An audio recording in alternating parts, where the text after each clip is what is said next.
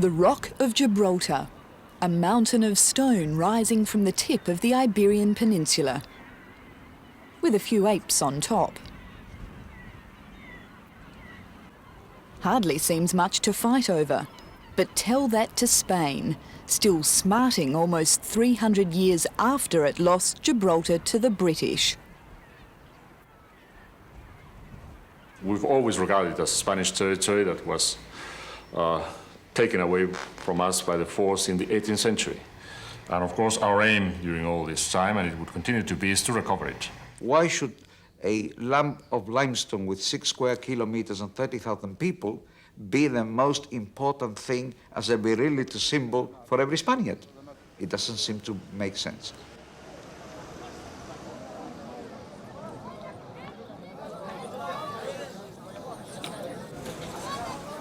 Indeed, nothing much makes sense in this modern-day colonial stoush. Britain has the colony of Gibraltar, but doesn't really want it. Spain does want it, but can't get it, because Britain doesn't want anybody else to have it. And Gibraltarians, well, they just want to be left alone. Life under siege is getting a bit tedious. We have survived 15 sieges. The last one lasted 16 years. We are a people with part of our genetic makeup making us determined to hang on to our rock, which is our home, like limpets, and nobody's going to dislodge us for this place. But plenty have tried. Strategically placed between Europe and Africa, Gibraltar has been coveted and conquered by many a kingdom. In fact, neither the British nor the Spanish named the rock. Gibraltar comes from Gibraltar, meaning Tariq's mountain, and Tariq was a Moor.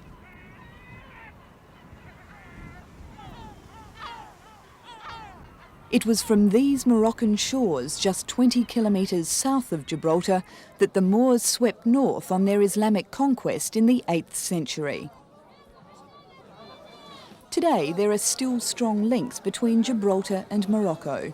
But if you believe the Spanish, they're no longer blood ties, but drug ties, hashish.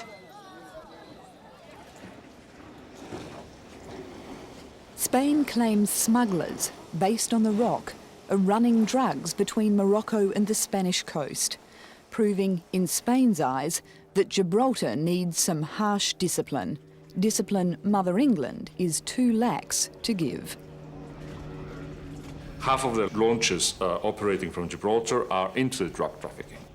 And of course, it's been absolutely dramatic. I mean, the drug coming in directly from Gibraltar, from the launches operation, was 8 tons in 92, and 13 tons in 93, and it climbed to 34 tons in 94, and we expect around 50 tons this year. It's absolutely outrageous. Who do you blame for that, Gibraltar or Britain? Oh, I blame both. In fact, I would blame more Britain for it. Well, I think what the Spanish are playing at is that it happens to be a convenient smokescreen if they want to put pressure on Gibraltar, because it is the one thing that nobody is going to chastise them for doing. Allegations of Gibraltarian drug smuggling are just the latest salvo fired by Spain in its war over Gibraltar. According to the locals, the Spanish have never accepted British sovereignty of the rock. They want it back and are apparently doing everything in their power to make life here unbearable. For starters, you can't get into or out of Gibraltar in a hurry. At the frontier with Spain, queues often snake back for kilometres.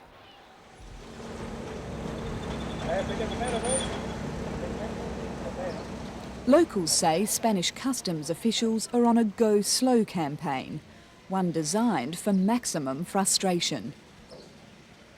And it's working. Motorists and pedestrians can wait for hours to get across the border. Businesses, sometimes days. Not that frontier hassles are anything new.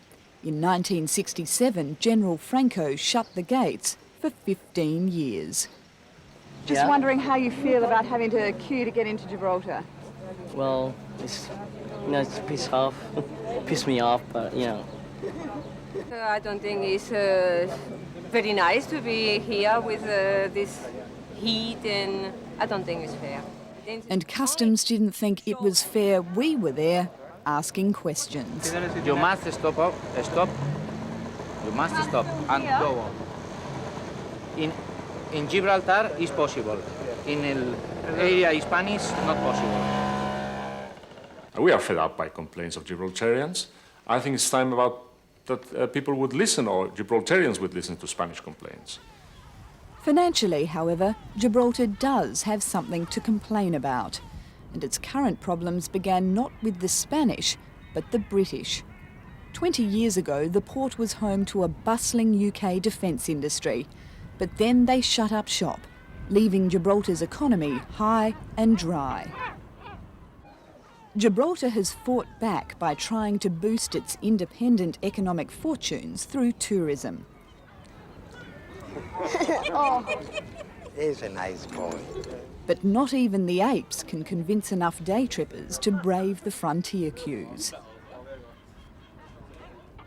Spain is trying to harm the economy of Gibraltar. It's introduced these measures at the border to try and stop tourists coming in, to hit the shops in the main street.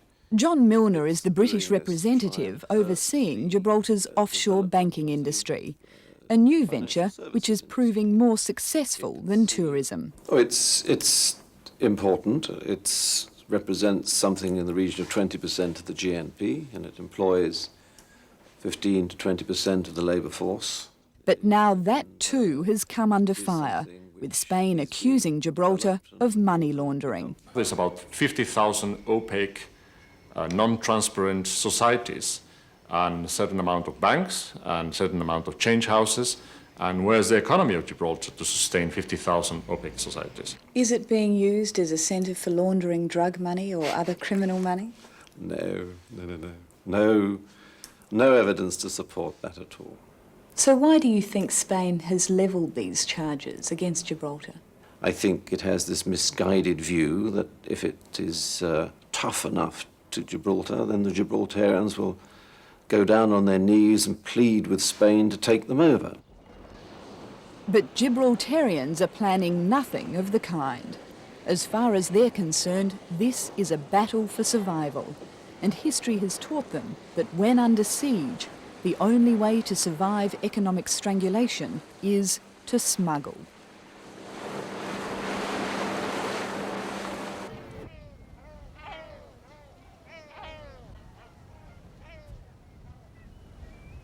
In the shadows of Gibraltar's eastern beach, smugglers are loading up their boats for the dash to Spain. It's an almost nightly ritual. But you're more likely to get stopped by local police if you're a foreign TV crew than if you're a smuggler.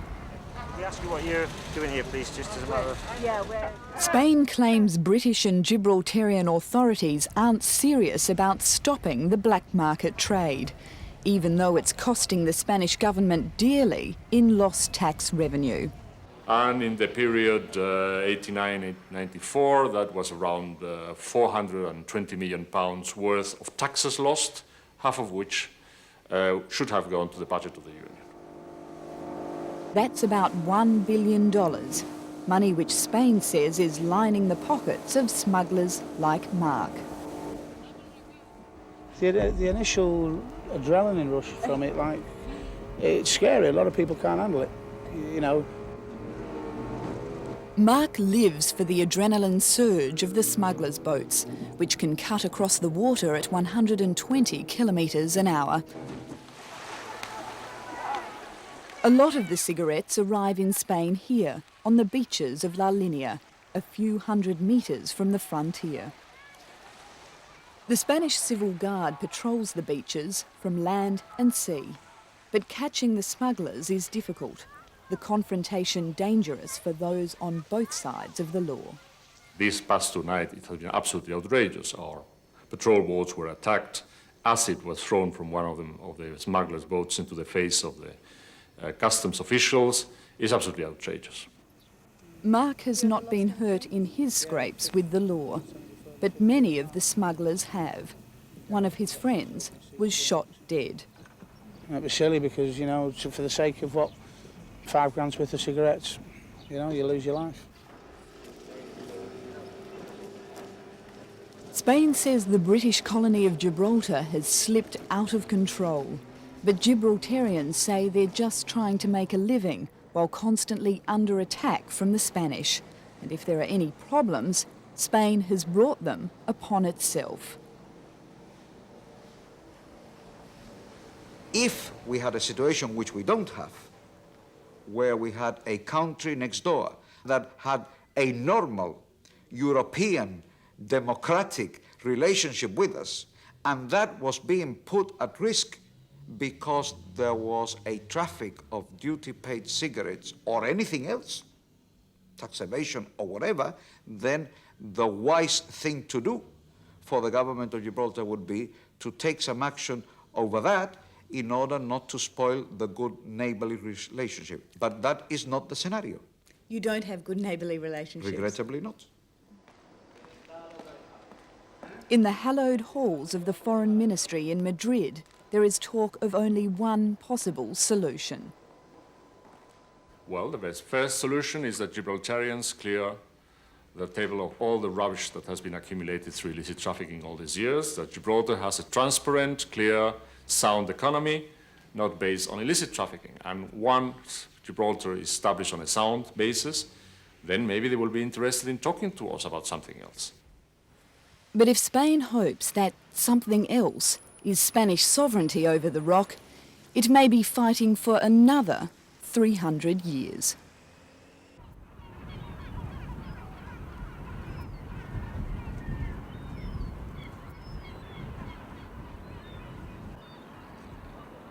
For now, it's the British who still have sovereignty over the rock. And legend has it they'll stay here until the Barbary apes leave. As for the apes, well, like the British, they're not signalling their intentions. This siege of Gibraltar could be very long indeed.